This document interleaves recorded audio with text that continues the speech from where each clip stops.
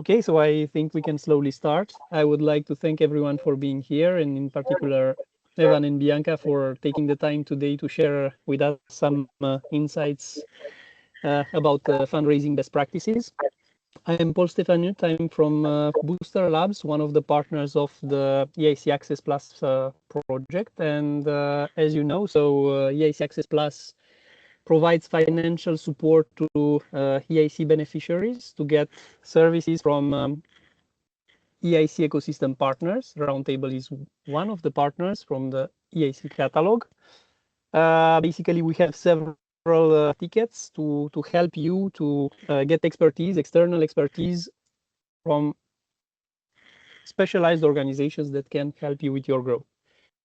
In our case, we were in charge of collecting the needs of the EIC community members, both the beneficiaries and the service providers. One of the things that was highlighted during the sessions that we had with the community was a better need for visibility, for information related to the services. So this is let's say, the logic of today's sessions. On the one side, to allow you to learn from the expertise that Roundtable can bring, and at the same time, basically to collaborate with Roundtable in your fundraising processes.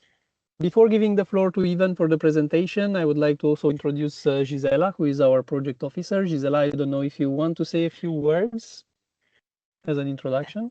Yes, thank you, Paul. Good morning, everyone. It's a real pleasure to be here today and to count on this first proposal from our partner Roundtable on a workshop that is meant to be let's say, educative between peers and also bringing forward services that are useful for our beneficiaries. And fundraising is definitely a very important topic for all the EIC portfolio.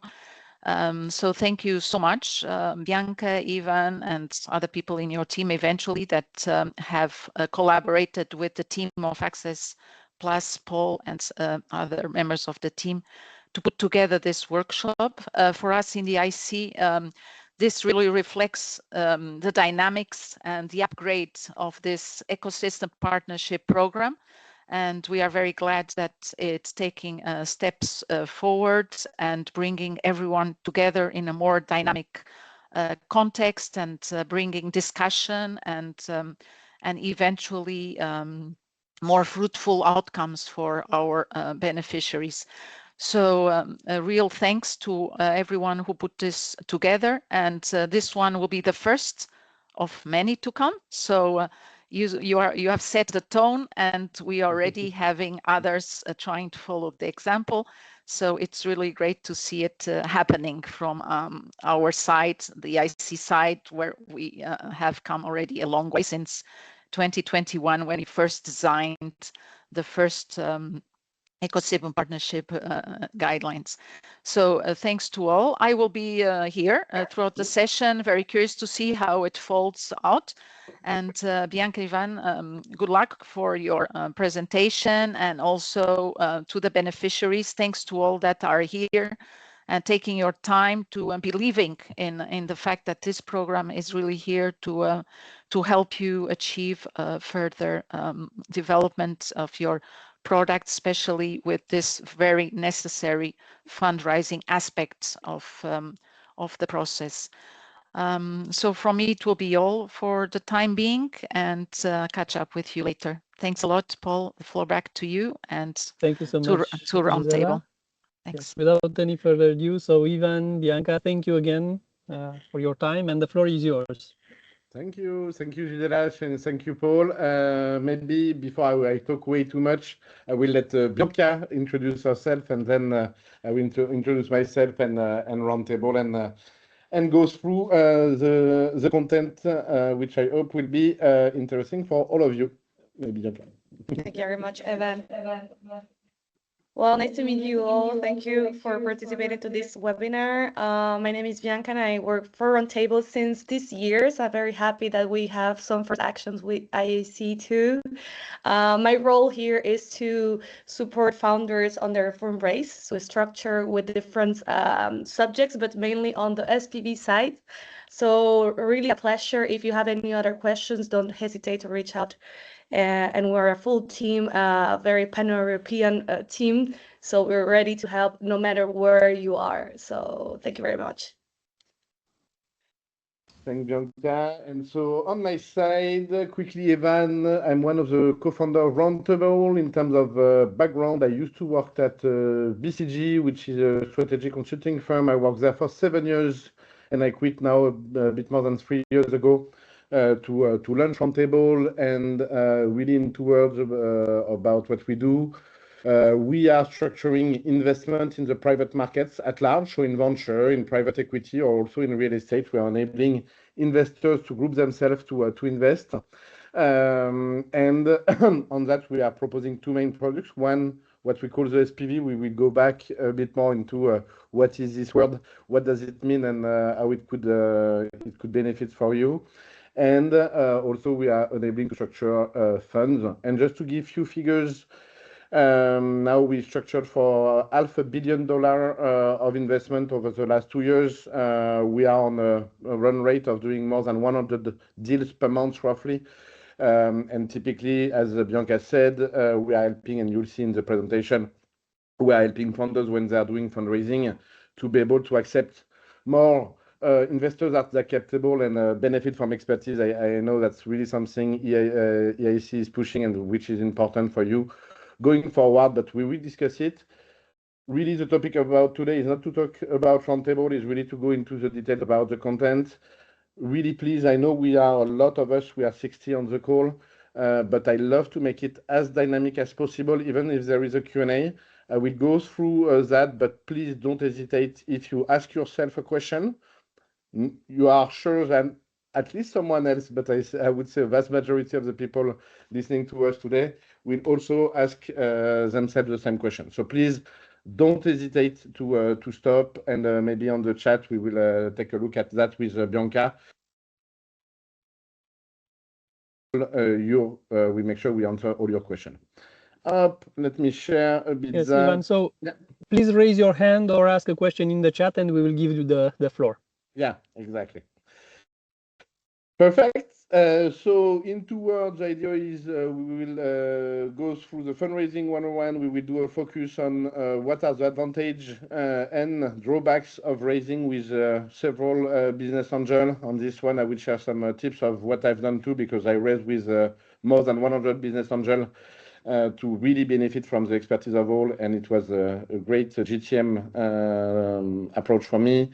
And also after doing a deep dive on the cap table and the SPV, how you can and why it's important to keep a clean cap table to move forward. The presentation will also be shared to you, so we also shared some useful resources which are always useful for you to read at some point.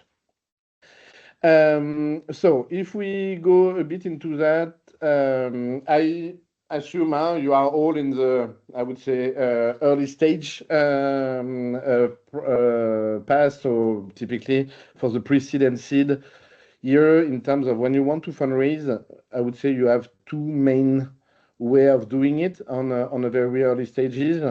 You have either you do that with what we call an equity round. We will go bit more in details or you leverage a safe, right? Equity round, what does it mean? It's the fact that you are fundraising a price round. So it's mainly tailored when you are fundraising with venture capital funds or institutionals, right?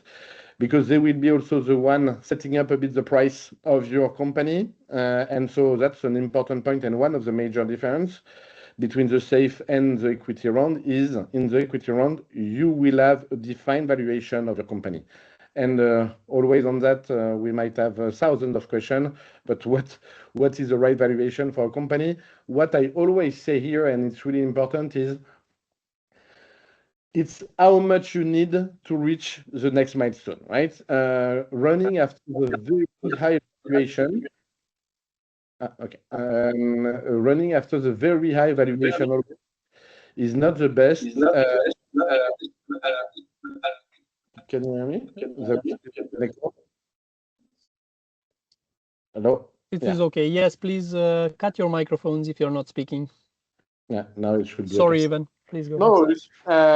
and so yes, no, what I was saying, it's really like running after very high valuation is really good for egos. We all love that, but at some point, it's not what is the best sometimes for your company, right? And you will see that in the presentation, because usually also high valuation is coming with a lot of implication for your company on how, and that's really important to be careful about it. So the best way of valuating your company is how much cash you need to go and run your company for the next couple of months, like 12, 18, 24, depending a bit on how the ecosystem is going, but what you need to achieve some major milestone to be able to go at the next level. So that's where usually you do that with a venture capital fund. When you go in a safe, that's why it's a second option. Here, usually you don't give a precise valuation, you are more on a range, right? So typically you will say, I will range on a valuation between, I'm just making that up, but between 6 to 10 million, right? And the advantage of it is you will avoid going into endless discussion about the valuation, okay? And usually that's why it's also more when you are going with angels and all, because it's, it's a good way of you go, you say it's going to range between those two valuation. If the next fundraising round will be above, you will benefit from some discount. If it's below, we at least manage a certain valuation. Don't hesitate to get me if there is some live question. Yeah. And so the second part is also an important point, and it's going to be important for the rest, is in an equity round, people will become shareholder of your company. And again, when you think that you give some shares of your company and sometimes 10, 20% for the first round, right? Or 15 to 20% roughly, you think you still have 80% as founders and that you can run your company the way you want. But unfortunately, it's not the case, right? And that's an important point for all of you to understand. It's when people are becoming shareholders, and we will go back to that, is people will have rights on your company. And so you will have to liaise with them on many topics, and they will have veto rights. And again, it's not shocking, again, because when people are giving you money, look, you raise 1 million or 2 million. If there is no defined rights in the shareholder agreements, you can just buy an house, buy a car, and live and run away with it, right? So it's normal that someone giving you money to run the business is making sure that the money is actually leveraged to run the business, right? So, but it's an important point for all of you, because usually people don't understand that even if you have the vast majority, you still have a lot of decision where people will be able to totally control. So on that, when you are fundraising, it's important. So people are, when it's a VC round, they will become shareholder. In a safe, people are not shareholder of your company, so you still be able to continue running a bit your company without having too many hassle in terms of boards and all to run your company. Second point is also in terms of closing your round. When you are doing a price round, you need to have a fully detailed shareholder agreement, which is exactly what I just said, all those kind of clauses to a bit frame the relationship. And this one is pretty long. And so to just have the money on your bank account, it will take some time to negotiate that out. And again, you will also have the money only in one shot. You do the round, you close your round, and you will have all the money in the one shot. When on a safe, the advantage of it, and that's why it's good when it's really early, it's a good way also you can take money on the go a bit, and also it's going to be really simple in terms of agreements, because it's going to be a simple contract saying at some point people will become shareholder of your company. So it's really a good way of kickstarting your company. Again, on that, we can deep dive at some point if you want to, and don't hesitate if you have any question on that part, but it's really safe. It's good to kickstart. Equity round is when you will start to have some institutional, just a bit heavier to set up. Last but not least, even if the safe, you can do ongoing fund collection. Please, something which is important is when you are fundraising, you are going a way of running your business.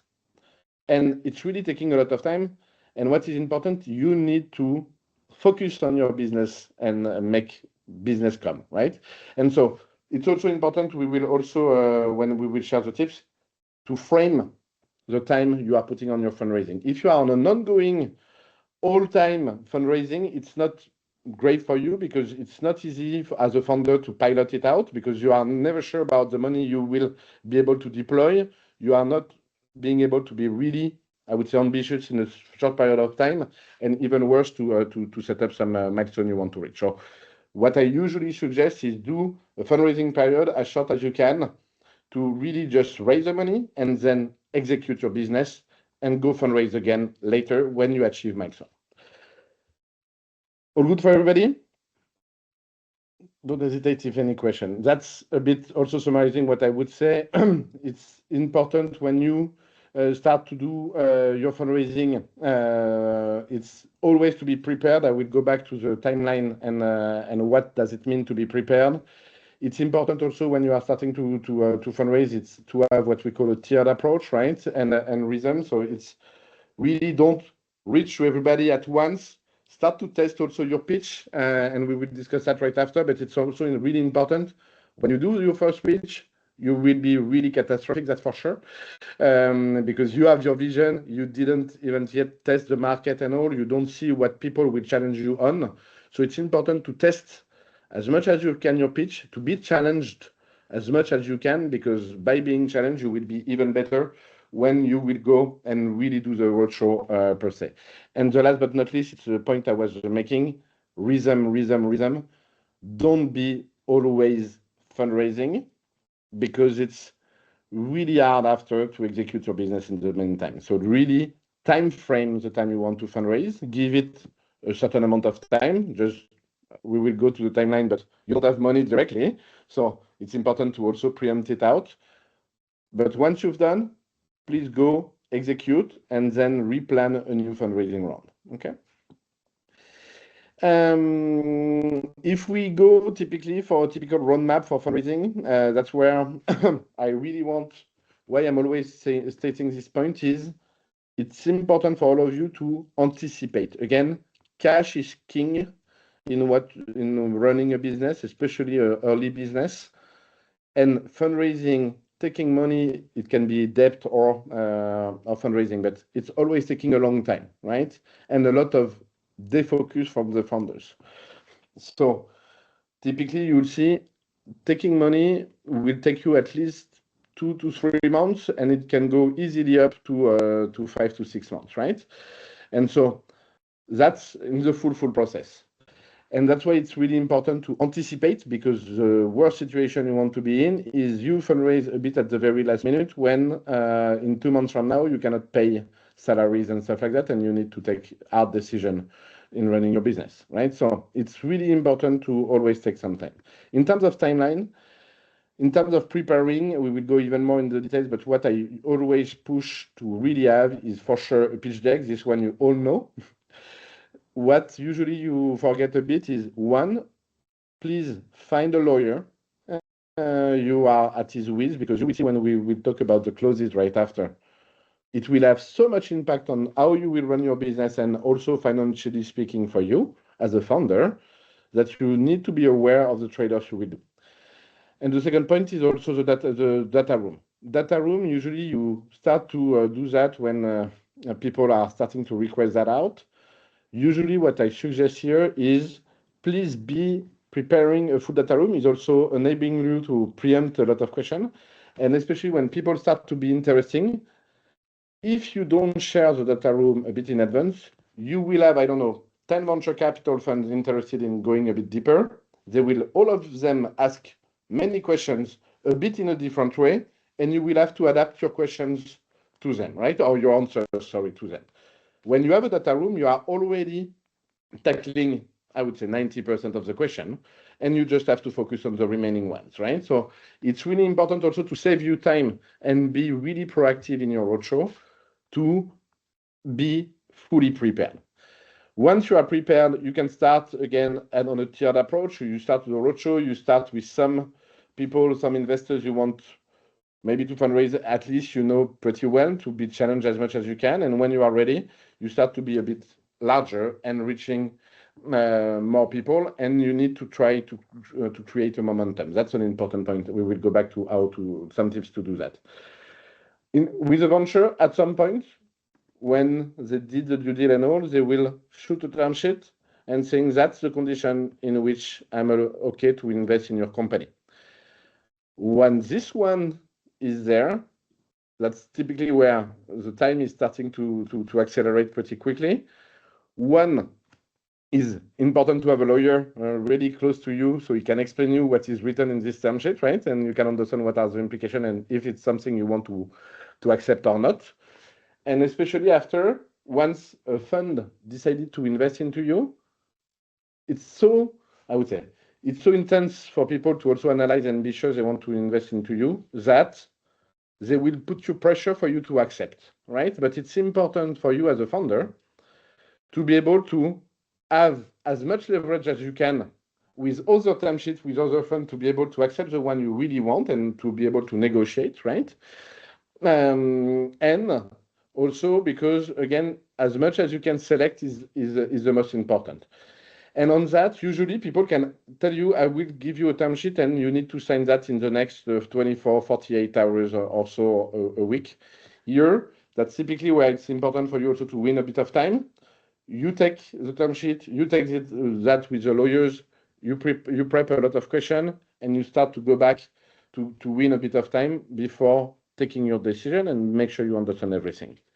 But here, again, when you receive the term sheet, just go to all other process you have in ongoing and just say, we received one. Now you need to send us a new term sheet pretty quickly, because after it's going to be too late, right? One other point, which is really important, you can tell me, when you say it's a term sheet after you have many coming, that's true, usually. Why not saying at some point you have one, even if you don't have one, right? That's something you can think about. Something, please never do, is never lie in this ecosystem. Even if all funds are a bit competing to be at your cap table, the risk is everybody is on WhatsApp and talking together, right? So if you lie to one investor, your reputation is down for all of the others, and you will never fundraise again. Sometimes we are close and people will ask you, do you have a term sheet? You want to see that there is your deal is interesting, so you want to say yes, it's coming and all, but never lie, really. And that's if there is one to get out of it, it's really something out of it. And when you decide and you receive the different one, you can select the one you want to go with, and you just sign the term sheet. Then you negotiate the long shareholder agreement, and here it's usually taking at least 3 weeks. It can take longer. And once you finally the full shareholder agreement, sign that down, you will receive the fund. But that's why I'm emphasizing that it's long. Even when you have the term sheet, you still have 1 to 2 months after before receiving money. So if you have 2 months short to pay your salaries, you're screwed. So please be careful about it. Anticipate as much as you can. And sometimes if you see that the momentum is not yet there, please fundraise less than you were expecting. Review a bit the milestone and the OKRs you wanted to reach. Raise less, go execute again, and come back to fundraise later when you achieve a larger milestone. But that's what is important in managing your round. Any question on that before we move forward? No? Okay. Then if we go a bit on that, I will not go into the details. You will have access to it usually when, and happy to take that on one-on-ones, because usually when we are on a smaller panel, that's where we can just spend 1 hour only on this slide.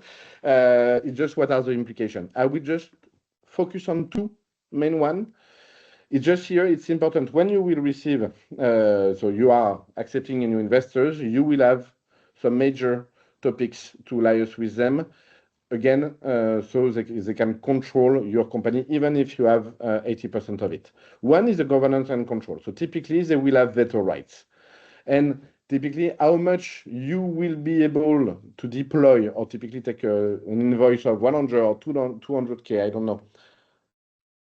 For that, you will need to have the approbation of your board, which is pretty complex. It can be pretty simple, but still taking time to send an email saying, hey, do you allow me to pay 100K salary or 100K invoice for this kind of investment? So that's something important, is they will give you threshold. That's normal.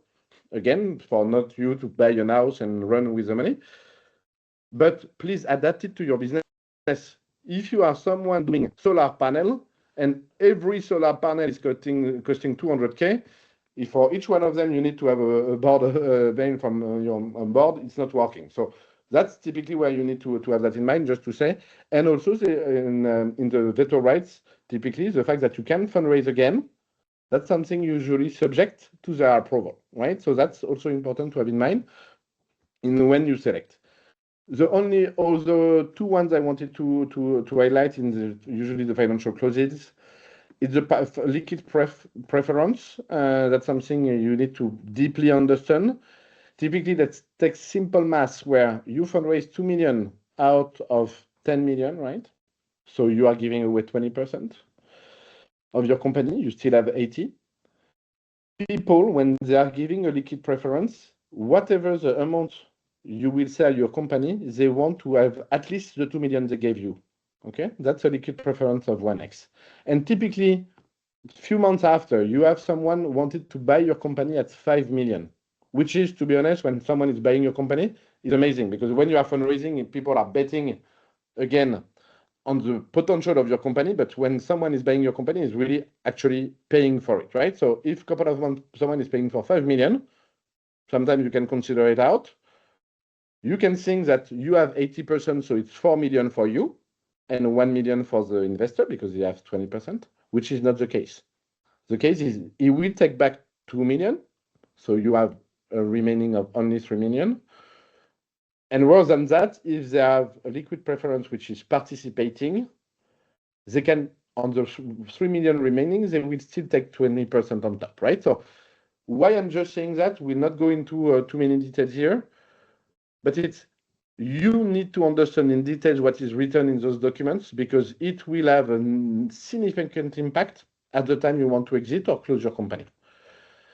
And if you don't understand it well, you can really finish with, because in my example, if you sell your company at 2 million, and to be honest, if in a few months you manage to create a company, you sell it at 2 million, you have 80% of it, so 1.6 million for you, really, please tell me, I would be amazed to have 1.6 million in a couple of months.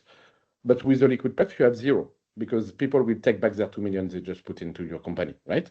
So that's an important point to understand. We'll not go into the details, but my point here is understand, please, what we're gonna be the implication. When you are choosing an investor, please choose the fund you are working with, and always do cross-reference check with people working with them to understand how they are actually doing those clauses, and also the partner you are working with, because that's sometimes really personal type of relationship. All good? I'm continuing on that. Yeah. You have a question from Mateo, and you plan a road show? That's from the past slide, but maybe you can just. Yeah. So to plan again, so when I'm showing, when you want to plan your roadshow, I'm going there. My point is anticipate when you will need cash. Again, you will have a business plan for your company, right? So you see a bit based on the money you have or the money you need, right, to be able to accelerate and invest to be able to grow your company, do some marketing, recruit some people, and all of that. You see the money you think you need to be able to achieve a certain amount of business, if it's not capex intensive. Sometimes when it's more really R&D oriented, you will need, that's capex intensive, you will need a lot of money, not to have more business, but just to be able to reach the next milestone in your development process, and at least validate some hypotheses and open the next phase, right? So it depends on each businesses, but again, how to plan a roadmap, a roadshow is see the cash you need to be able to grow, and based on that, you launch it. And after, in terms of timing, as I was saying, you have 2 or 3, at least 2 months when you have the term sheet to close it out. After, give it 1, 2, 3 months maximum. And if it's not taking, please reduce your ambition, review what you can really focus on to make your narrative and all more like interesting people to invest. And that's it. That's really what I would say. I hope it answers the question you were asking. Okay. Then just when you are raising with angels, because when you are really just early stage, just wanted to emphasize some pros and cons. One, which is sometimes really interesting at the very beginning, is also when you are, and that's a bit what Paul's saying at the beginning with Gisela, is you will bring, when you're accepting angels, you can really also be really selective in your market ecosystem and all, and bring some specific expertise. Funds, sometimes you have a lot of funds which are specialized, really good too. Huh? That's not the topic, but really having some additional persons you are incentivizing at your cap table to help you out. That's really something which is crucial, at least that's my believing, of having at your cap table to grow and run your business. For credibility reason, for GTM, because they can do the right introduction, for just thought partner when you are in a phase where you need people to help you out, how to structure that out, please accept angels. So that's really interesting because it's bringing a lot of expertise. It's also, as I was saying, really on a day-to-day will bring you a lot of value. After, the issue of raising with many people is coordination of all of them. You have a lot of admin tasks because when you are accepting people at your cap table, you need them to vote, you need them to sign documents. And when you are in a rush, typically when you are closing a fundraising round with a new venture capital fund, you need all your documents to be signed. If you have some individuals, and I don't know, they are on holidays on their boats or whatever, and you cannot reach them to sign the documents, your round is blocked. You cannot touch the money from the funds you need, and so it can be pretty stressful. So be careful about it. It's accepting people. It's really amazing because it's really helping.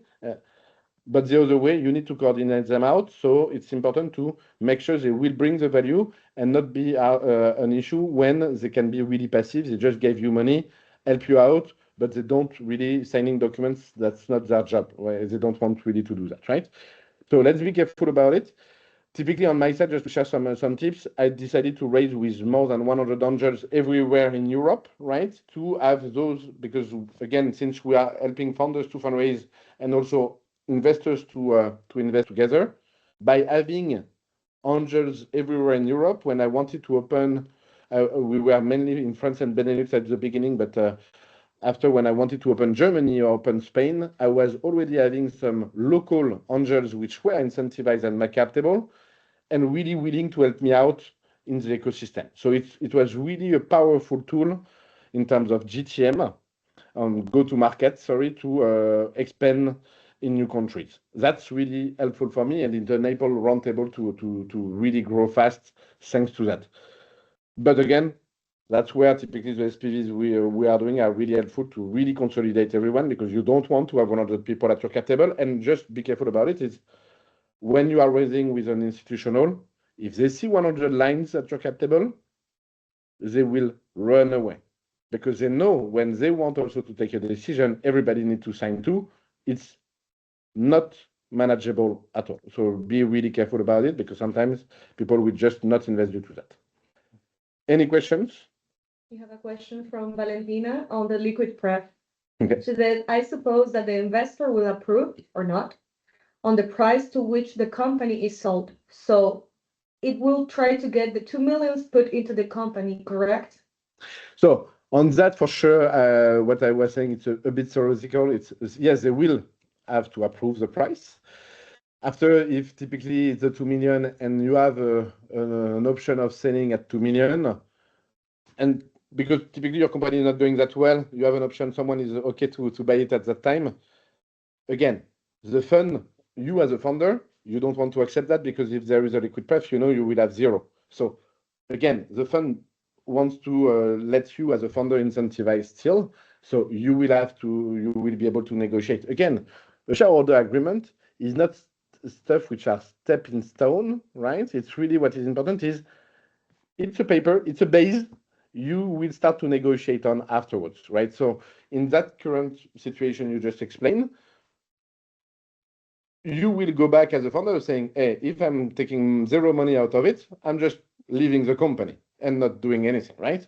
And so you will start to negotiate with the fund saying, okay, you have the right to take the 2 million, but if you don't give me away at least 100K, 200K, whatever, or 1 million or the full amount, I will not do anything for the company, right? So, and so you have some negotiation power, but the issue is that's the base you start negotiating on.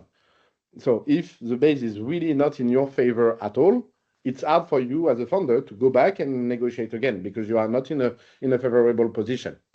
And all of that, as we are always saying, as in a marriage, you have really to discuss all of that before the situation are coming. And that's where your lawyer will help you out also to understand what will be the negotiation powers in different situations.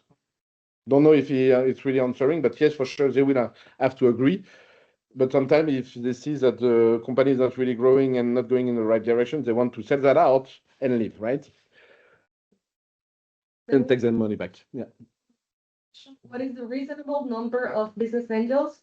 How will or should this number evolve in time? So here, what I would say, at your direct cap table, never accept more than 4 or 5. That's because when you have directly at your cap table, it's really not manageable. And again, it's not a linear growth of pain, I would say. It's going to be an exponential one, right? Because the probability of someone being not reachable or whatever is just exploding, right? So again, on that, if you have a very low number directly after capital, if you leverage SPVs, and let's go back to that after, if you leverage SPVs here, I would say there is no really numbers. It's important. When you accept people, you need to incentivize them out.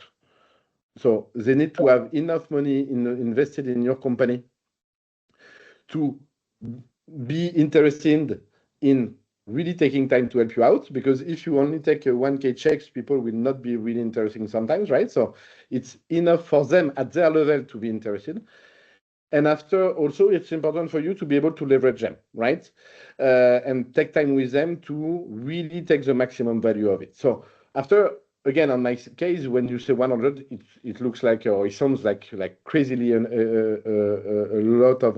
lot of people. But again, taking that into 5 countries, you have 20 per countries roughly, and you have those kind of 20 people who can do 5 to 10 intros each, and so it's a good way of penetrating a country. That's the way I've done the math. I wanted to have only the very top ones.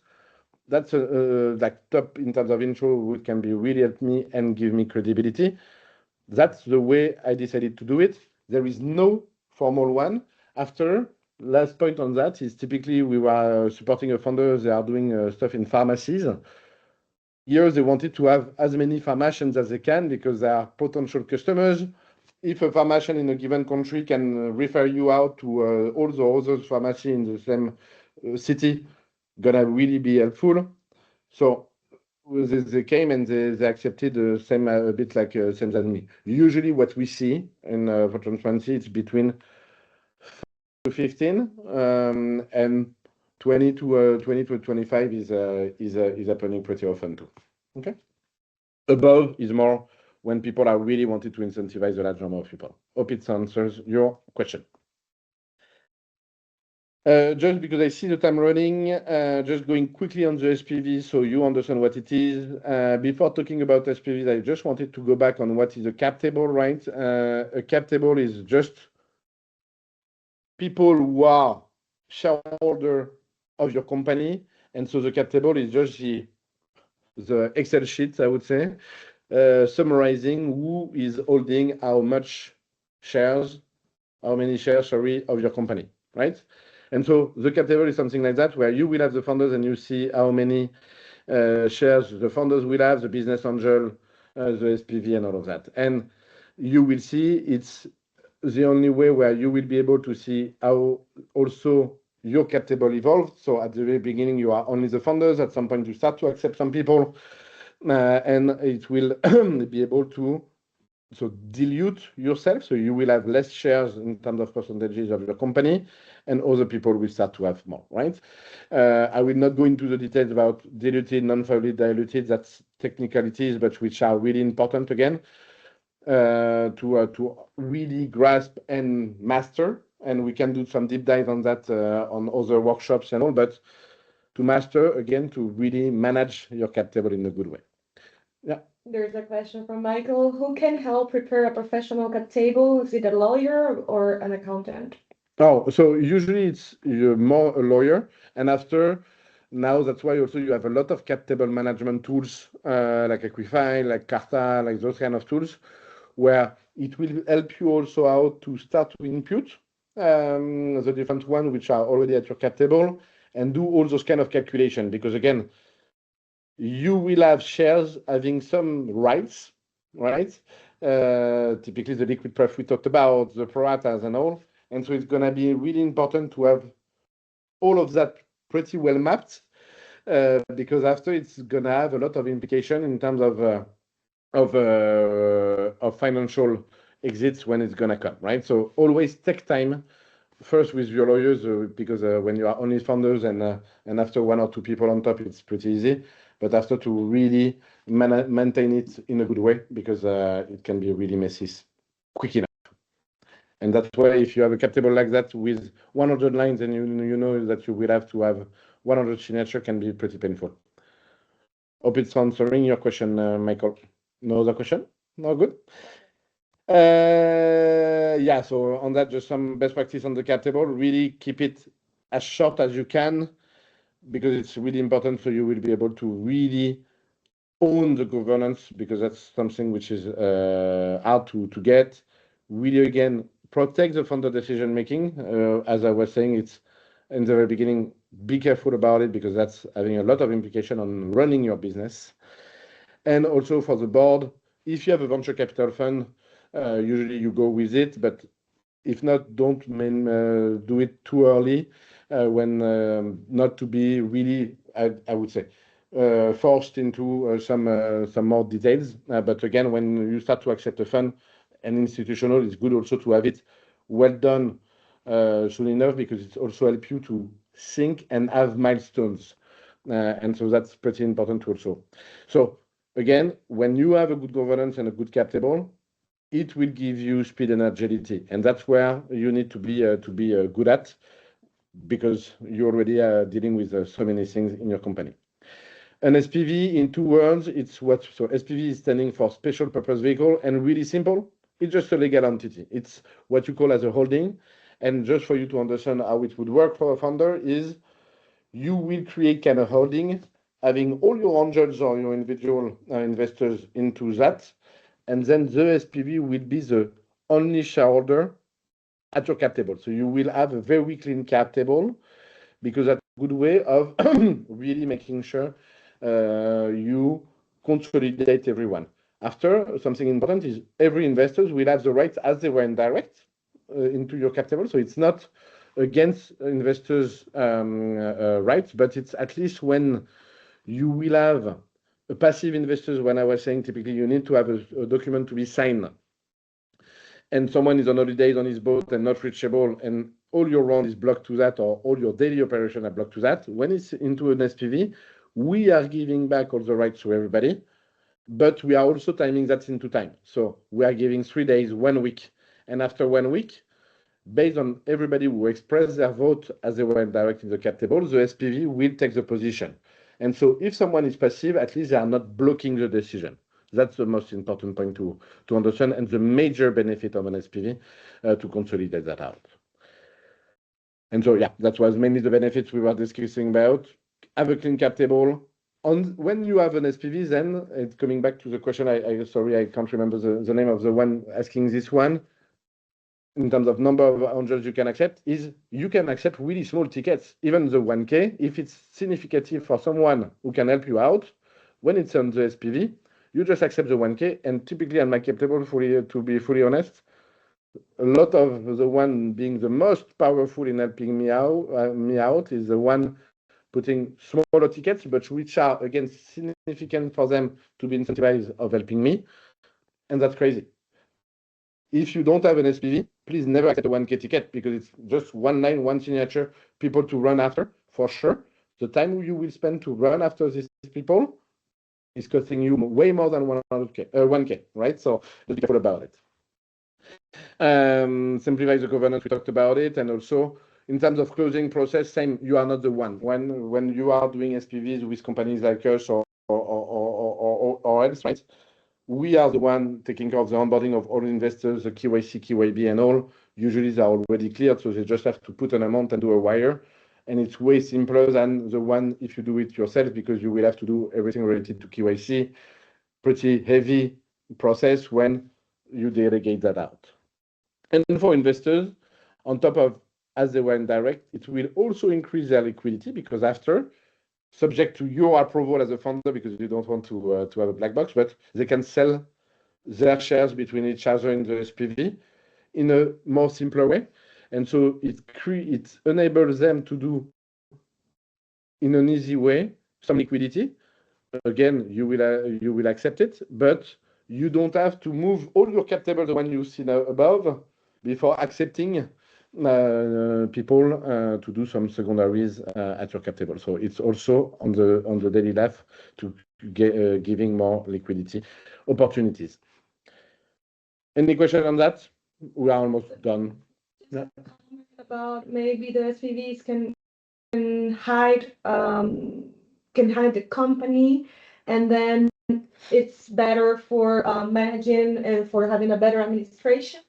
I don't know since the person did the question, but yes, maybe just to understand on that, and then we'll go back to the cap table. Yeah. Okay. For I think no, that's not the purpose of it, right? It's again on it. It's just really to simplify the operations, right? The administrative task, and so on that, the purpose, you as a founder, when you set up an SPV, you will be the one accepting people to come into it, right? So you will, again, still have the same business relationship. It's just a way to unlock the administrative burden. Instead of having, I don't know, you have 50 people or 15 or 20 people, instead of having 20 signatures, everything is coordinating within the SPV, and you will have only one. And that's also when I was saying also time boxing, because you will give people all the rights they are having, but you're giving them 1 week. And after, the SPV will take a decision. So at least it frees you up in terms of stress of how you will manage your closing process or your operational process you need to set up and having your shareholder agreement. Because it's getting that out. But again, the transparency is fully on that. And again, if there is some liquidity, you will have some view on that, and you can totally control that out. So as people were indirect at your cap table. Yeah. We do have 3 questions. You want to continue or? No, after it, to be honest, let's go on the. Okay. Then we have Roberta, who says, how do investors look at cap tables that have a company as a founder? For example, there is founder 1, 2, and a company 1 that founded startup. What should be aware in this case?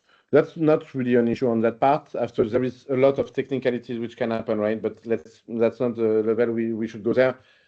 If you are clear that this company, and again, because if again, I'm taking that as an assumption that the company is just your holding company to hold your shares, not privately, but through one of your own company, like holding company, right? For mainly fiscal reasons. To be honest, at the end, what is important is the governance. So again, it's always important is who is being able to take a decision and make a signature, and you need to convince if there is an operation for exit, for selling the company and all. And so that's, if it's clear that this company line is just the founder and an holding, and so the one taking the decision is also the founder, they will just do the sum of the two, saying that's the really power of the founder. That's the way it's going to work. Taking the assumption that the company was the holding. Yeah. All right. Thank you very much. Alexander says, how do you determine the correct amount of the round? You consider the total capital need to reach the full development of the project? How you determine the strategical milestone that has to be reached for each round? according to the time span of the round, what if while you are searching funds, the capital need for some reasons increase? So on that, again, I think for you, Paul and Gisela, it's going to be a full deep dive on valuation. I think that's really always a lot of question on that, and it's worth it. I see in 10 minutes we will not go into the details, but so no, not for sure. It's not the full project. Again, what is the next milestone for you to be at least to say we reach something significant to prove what we have in terms of view on the market and the fact that we can really, by taking more money, execute even more quickly and just generate more revenues, right? So that's typically the way you think. After, there is no standard. It's just really you looking at it. Again, split that out and be clear on how you will leverage your money for marketing, for recruitment, and all of that. Please take some buffers because you will see in what you have in mind and how you can execute that out and how you're actually executing it. There is some deviation, I would say. So always take a bit of a buffer because it's important to anticipate. But after, let's not, if you just say, I want to raise 15 million to execute all of that, and before that, I'm not sure if the product will remain, will have some money coming out of it, except if you are a really deep tech company with clear POC or proof of concept to show. Nobody will invest, right? They will not take the risk of giving you 15 million if no revenues, because after, yes, you deploy the 15 million, you have a perfect product, not answering the market needs, you're out. And so the money is just lost. So that's how to make investors confident enough that the money that they put into your company will generate profit. At the end, that's what they want, right? Except it's a very, very visionary one and they don't care about profit and they just care about being part of something bigger. But 99% of the one are, I'm putting money, I want money back with a high return. Yeah. Which investors will you go after when it comes to the absolute first investment round, like pre-seed? Sorry? Which investor would you go after for a pre-seed round? Again, for pre-seed, usually it's more angel investors. Typically, family offices are already too big, right? It's more really angel individuals for pre-seed round, or small targeted funds which are really focusing on that and are good at it. But again, more in your sector. More people can understand what you do, the more people will be keen to invest in your company, right? So it's really what is important. Go in people who are investing in the vertical you're playing with, so they are willing to give you money. Individuals are interesting, and after you have funds for sure. Yeah. There's a question from Aurelio. Regarding SPVs, would you create one SPV for investor holding 15% of the company shares and one SPV for ESOP holding 10% of the company shares? Would you create the SPV when the seed investment round is closed and also make all the stage VA go into the SPV together with the new VC investor? On that, let's not hesitate to take it on a one-one because there is a lot of question into it. And I think interesting to take some time with Bianca, so you can go into the details. But just as a matter of understanding, usually for one round, you do one SPV, pretty simple one. And after, typically, that can also be done, but this one you have always to be careful because since it's also some working rights and legal behind that, it sometimes can be a bit more difficult. So always be careful about the ESOP part. And please, please, please do it before closing your round, right? Because if you do it after the round, there is a lot of fiscal implication and also the incentive of your angels is already done. All the paperwork to get into your capital, and you ask them to do again paperwork, which is just awful. There are not incentives, they're already at your cap table. So again, you will run after people, it's going to be painful. So please, when people want to get into it, do it because at least you are reducing also the administrative burden on their side and they have a smooth closing process. And they will be also impressed that you are professional in running your company. Because also people are just accepting everybody pretty in a messy way. You know, if your cap table is really messy, you don't really want to understand how the company will be run, right? Because the one having the most impact on the company is the cap table. Yeah. We do have another last question. Paul, do you have any best practices that come to mind when dealing with both public and private investors of very different natures? Having a leader, maybe about the rhythm and timeline. Yeah, so on that, yes, for sure. After you can, typically, sometimes people are doing two SPVs, one with family and friends, and another one with angels, right? You don't want to, but I have many founders just missing the two. But sometimes for visibility or clarity, or even on their mind where they want to liquidate, if they do another round, they just sell the family and friends one and keep the angels, or the other way around. So that's more how you want to structure your table. One or two SPVs, again, since it's consolidated, that's not really an issue. And after, if you are going with a syndicate, again, having a lead of the SPV as an angel, it's, for me, it's the best way of doing it is because it's someone who brought his own network, so he has like credibility and legitimacy towards the other investors.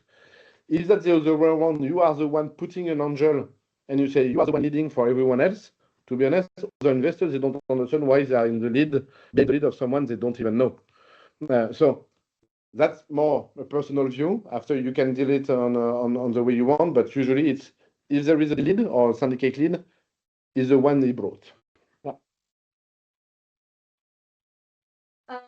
Same question, same person, Paul. Are the things to be particularly careful about it for companies who have done previous rounds that were successful and are now preparing a new round on a significantly large scale?